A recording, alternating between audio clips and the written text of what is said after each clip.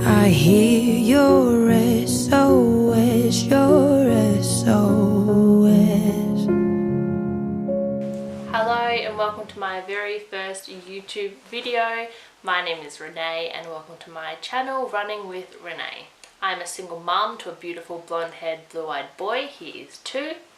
I am a Christian and I am a domestic violence survivor. Woohoo! I started this channel because I would like to share my journey of how I went from just barely surviving to absolutely thriving within 1 year of leaving my abuser. I would like to share awareness of the different warning signs and indicators and certain behaviors that may show someone to be an abuser or show that they may become an abuser in the future. Before I go any further, I just want to chuck in a disclaimer that due to everyone's privacy involved and out of respect for all parties, I will not be sharing anyone's real identities on this platform or this channel. So no, I will not be using anyone's real names, including my own. And I would just ask that anyone that does know me personally would please respect my privacy and that of everyone involved, and you would refrain from using our real names on this platform. So thank you in advance for that. I do apologize for any dogs that you may hear in the making of this video. I have dogs next door at the neighbor's house and they get a bit rowdy sometimes because there's 5 of them over there. With all of that stuff out the way, let's jump straight in. So today marks 1 year since I left my abuser. We were in a relationship for 5 years, married for almost 3 of those, and in that time we had 1 little boy. And for all intents and purposes, I thought we were in a really happy relationship. No, it wasn't free without its fights, but what marriage is. And that was all until February 2018, when I became aware of my husband's abuse. And 3 months later, I was packing a bag and I left the family home with my little boy. And so began the hardest journey that I've ever had to walk. And that is the journey that I'm going to share with you guys here. The past year has been absolutely insane. It has had some incredible low times, and it's also brought me some really freeing, amazing highs. So day 1, I started out barely even surviving. I was in complete survival mode. And now day 365, I am absolutely thriving. I am loving life. I am so happy. I am so free. And I know that I owe it all down to these 3 things. Number 1, the support of my family and friends. Not just a friend that you call up every now and then. I mean unwavering support. Anyone that will actually get in the trenches with you, that they will do the hard yards, that they will stand up for you when you need standing up for, that they will walk the walk with you, that they are there whenever you need them.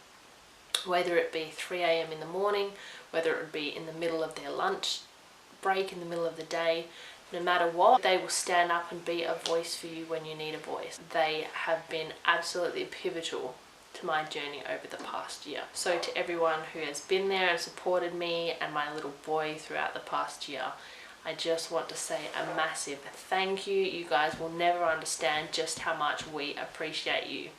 A big shout out to you guys. We love you. Number 2, my willingness to be open to personal growth, development, and healing, and really be vulnerable and open. Dig deep into what happened in my childhood and in my past and go, you know what, this is me, this is where I am, let's fix me, let's work on me, and let's see the result of that. And I was willing and able to do that, and it has made the world of difference in my life.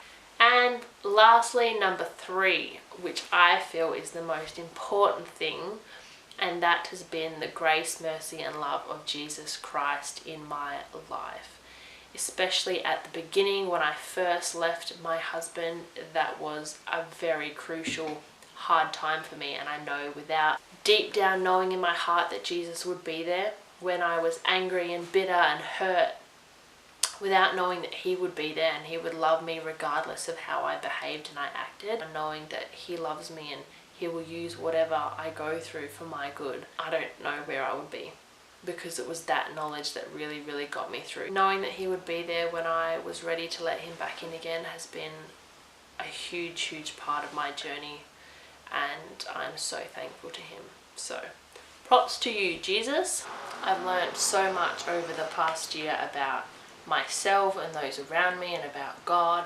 I've learned about self-development, about growing and maturing and reaching a deeper level of humility, where I am more sensitive to those around me and their needs and their thoughts and their feelings, and I'm less judgmental than I used to be. Although before I didn't think I was judgmental, but looking back now, in a lot of ways I really, really was. And that takes a lot of humility to go, you know what, I'm not really proud of these areas of my life and I'm going to work on me. So in those areas it's brought a lot of maturity. I've learned all about self-worth and the value that you hold, the value that I hold as a mum and a woman and a child of God, and how that affects every other area of my life. I've learned how to put myself first and the importance of that. When you put yourself first, it puts everything else in a much better position of needs being met and being able to care for your children or being able to go hang out with your friends and give to people. One thing that I've really learned, which I knew before, but I understand it at a deeper level now, is that you cannot pour from an empty cup. You cannot pour from an empty cup. When I had nothing to give, I was less patient with my little boy, and I was high-strung and I was stressed out, and I was not in a good place to give to those around me. But when I started doing things that brought me joy and made me happy and filled my cup, I was so much less stressed. I was so much more patient, and I actually had value to give other people. But when I was empty, I really didn't have anything to give anyone, let alone meet my own needs. In this season, I've learned how to be patient and how to be resilient in all things, how to forgive and release people, release myself to be happy. I've learned all about God's grace and making choices based in that knowledge. I used to make choices out of fear before, and that is not a good place to be making choices from. And living out of God's grace, that doesn't mean that you have a rite of passage to do whatever you want. We still should live the way He tells us to live, but knowing that He's gracious and He's kind and He's loving and forgiving, and whatever you do, He will forgive you. If you have the right heart motive and you really mean it, He will forgive you. And that has been so eye-opening for me, to live in God's grace. It has been amazing. I really learnt to trust God through the storm, despite the storm. No matter what's happening around me, I can trust Him. And also learning to trust people. I didn't realise that I was... well, a part of me was untrusting, and then a part of me was too trusting, and that's what led me to get in an abusive relationship. So partly I've learnt to not be so trusting, and then on another side I've learnt to be more trusting. I don't know if that makes sense. Maybe I'll go more into that. A huge one that I've learnt is communication skills. I have learnt how to use my voice, how to say no, how to say yes to things that will serve me and serve others. I've learnt that your yes means yes and your no means no. I've really learnt to voice my opinion and things that matter to me, and when someone says something or does something that doesn't sit well with me, I've really learnt to speak up for myself and say, hey, what you said really hurt me. I didn't really appreciate it. Can we please address this? Which is something that I could never do before. I was a little bit of a, or maybe a lot of, a people pleaser. Anyway, my voice is good now. I can use it. A massive one for me, and I didn't really like to admit it, but I guess it was true. One of my closest friends said that I used to be high maintenance, which I'm sure no one really wants to admit that they're high maintenance, but she said I was, so I guess I was. But now I have really learnt to let go of control. Yes, certain areas of your life you need to have control in, but a lot of things we really don't, and I've learned how to be spontaneous and just go with the flow. I'm more relaxed, more chilled out, not as high strung as I used to be, and I feel like that has really served me and my son and everyone in my life.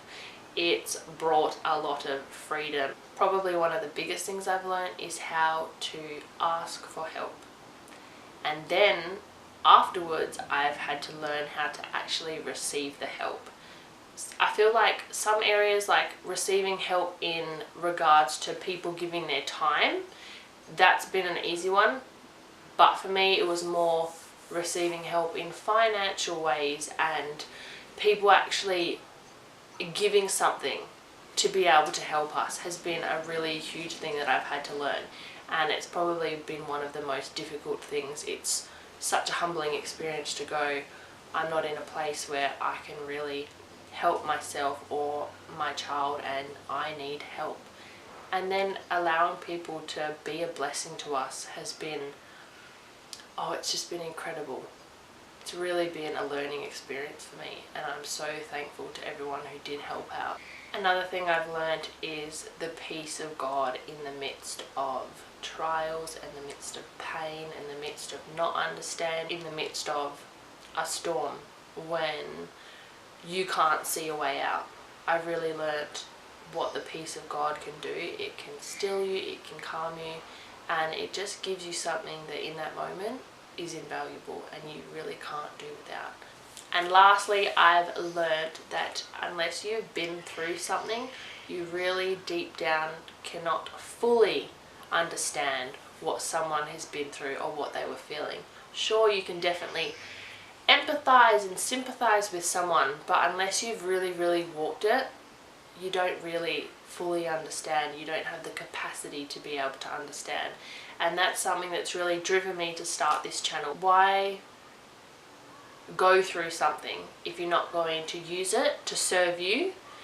I am a big advocate for making the situation serve you instead of you serving the situation. I'm not going to be a victim of my circumstances. I am going to be a utilizer of my circumstances, and I will use them to serve me and to help me and to serve those around me and help people that I know and even people that I don't know, like through this channel. I really believe that God allowed me to go through this, to use it to help other people.